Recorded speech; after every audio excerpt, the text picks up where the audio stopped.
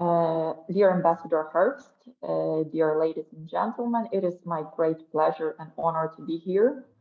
And while answering your question, I would probably echo very much what our Minister Marchenko said, because if you take a look at Russia's actions and activities in Ukraine, that's pure large-scale terrorism.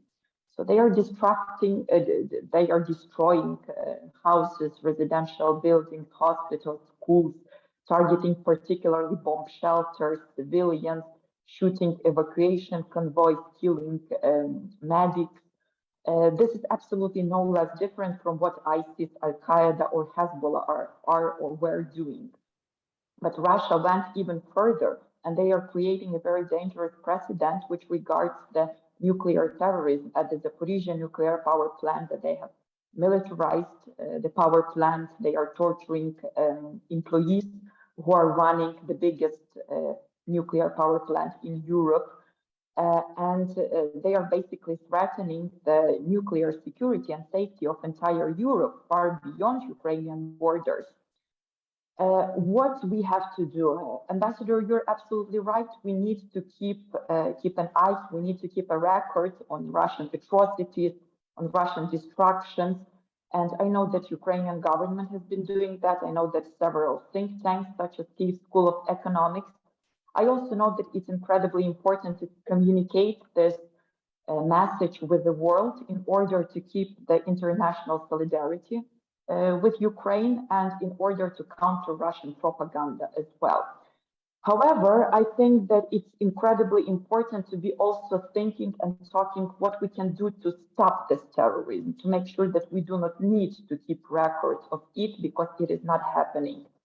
And here, obviously, number one task is maximum weapons for Ukraine. We are seeing tank coalition. We are grateful, but there is the commitment for 100 modern tanks. That's not enough. According to Zaluzhny, we need maximum 500. So we call on the Western countries to scale up and step in their participation in the tank coalition. We also need long-range missiles and modern fighter jets as F-16, which will be the next biggest goal of our defense assistance advocacy. It's incredibly important that Russian private armies, the most popular of which is Wagner Group, but not only it, are recognized as terrorist organizations, and Russia is recognized as state sponsor of terrorism. We know that there are legitimate concerns, which you, Ambassador, have already voiced, but that could be fixed by amending the legislation, which gives the priority for Ukraine or for those who will be representing Ukrainian interests, for example, as the Department of Justice, to have the priority in the courts while they will be confiscating those assets. And hearing the argument that, hey, this will pave the way for other people to confiscate assets and doing nothing for 11 months, this is not the way which we have to move forward with this question. So much more decisive actions are needed now. Blacklisting Russia in the FATF, that's incredibly important because it would help to sanction all of other bank and financial institutions not subject to Western sanctions, and that will also have the secondary sanction effect, and that would close the loopholes for Russia to circumvent existing sanctions, which unfortunately are still existing. It's important to sanction Rosatom because Rosatom is the tool and instruments for the Russian nuclear terrorism, and they are actually those who are endangering the nuclear security of entire continent. Also, it's important to close the loopholes through which Western main components, such as, for example, microchips, are ending in Russian or Iranian weapons, which are killing us Ukrainians. You've said about the grain deal and about the food security, global food security, which is also one of the tools of Russian terrorism, but not only against Ukraine, but against the entire world. It's important to keep the secure tracks, secure paths for the exports of grain, but that's not the only thing. We have to be speaking already about the next planting season in Ukraine. Most of the lands are agriculture lands are in the east and in the south of the country, where the active military actions are happening right now, or those territories which have been heavily mined. So a lot needs to be done, as well as economic support for Ukrainian farmers to make sure that they have enough funds they can economically sustain the next planting season, as well as demining, as well as the stop of the hostilities and the liberation of those territories. When we get all those things in place, we would have less work with regards to taking the records of the Russian atrocities and crimes. Right. Mrs. Halushka, Secretary Blinken and other Western leaders have talked about bringing Russian war criminals to justice. Do you think the West is doing enough to do this? And how do you see this developing? Well, the problem which we are seeing is that the West does not see the end game in this war. We do not feel that the West is supporting Ukrainian victory. The messages that we will be supporting Ukraine for as long as it is needed are not actually right, because that foresee the support of Ukraine till the very last Ukrainian, as we are dying right now on the front lines, defending entire free world. We need the support as soon as possible and in the amount which is needed. If we talk about off-ramps, or if we talk about peace deals, this is not a message to Russian criminals that they will be brought to accountability.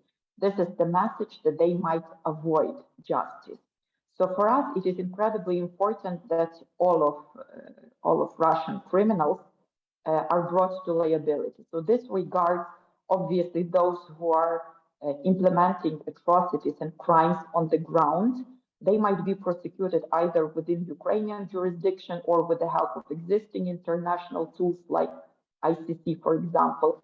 But there is no instruments to prosecute those who are guilty in the mother of all crimes, which is the crime of aggression, because without it, there would be no deportations, rape, killing of civilians, looting, etc., etc. So it's incredibly important that there is consensus and that there is clear message that the West is, preferably entire world, is supporting the establishment of the tribunal for Russian aggression, which will be the tool to prosecute the three officials that are, according to the international law, have immunity. So the president, the prime minister, and a minister of foreign affairs. That's one of the priorities of my organization. And as we see, that's the only way how we can break the vicious circle of this never-ending aggressions of Russia, Ichkeria, Georgia, Ukraine, Syria. Right now, again, full-scale genocide. It won't stop if there is no accountability. Thank you. Good enough. Okay, I think we have time for one more question. I think, Olena, this is for you. It's from an anonymous attendee. Does the current corruption scandal in the Ukrainian government undermine efforts to stop dirty Russian money laundering? Was the scandal an active measure carried out by the terrorist state, or was it just greed on the part of government officials, or was it even greed? I'm commenting on the recent corruption scandals, basically from the perspectives that not all of the partners explicitly see, but the fact how the system, how the authorities are dealing with this corruption scandals, they show that Ukraine is a maturing democracy, that our anti-corruption institutions are operational even while the country is fighting against a full-scale genocidal war. Our anti-corruption activists and our investigative journalists continue to do watchdogging, even again working in this wartime circumstances. But does it mean that despite the fact that since 2014 we have achieved a lot in terms of fighting against corruption, that corruption does not exist anymore in Ukraine? No, unfortunately. That is why I don't think that corruption scandals anyhow undermine the Western assistance for Ukraine, because that's on the contrary, the sign that the country continues changing and that the country continues and keeps democratic transformation despite everything.